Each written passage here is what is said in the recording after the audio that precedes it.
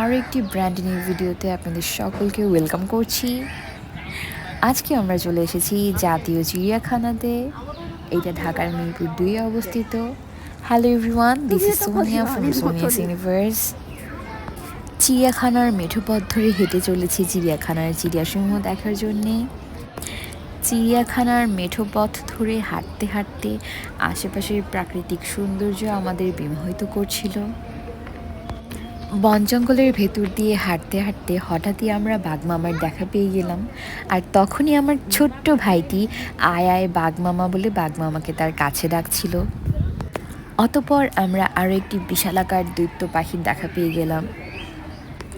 পাখিটি দেখতে আমার এক্সের থেকেও বেশি সুদর্শন ছিল। ডাক দো ভাইয়া, পাখি ডাক দো।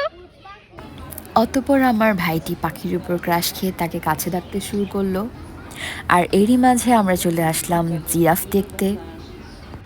পাশেই একটি সুবোধ বালক তার মায়ের ব্যাগটি কাঁধে ঝুলিয়ে হেঁটে যাচ্ছিল। অতঃপর আমাদের জিরাফ এবং ষাঁড় দেখার পর্ব শেষ হলো।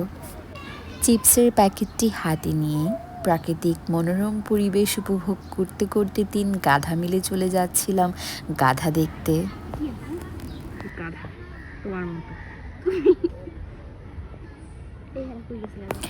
গাধা দেখা শেষ, সোনার বাংলাদেশ। তারপর চলে আসলাম ছোট ভাইটিকে কোলে নিয়ে একটু রং ঢং করতে, কিন্তু চশমা পরে সে যে নায়ক মোডে আছে তার কাছে আমি কোনো পাত্তাই পাচ্ছিলাম না। অবশেষে তার কাছে রিজেক্টেড হয়ে মনের দুঃখে পা নাচিয়ে দুঃখ বিলাস করছিলাম। তখনই হঠাৎ করে মামা ধরে নিয়ে গেলেন আইসক্রিম খাওয়াতে। এই যে মাছ।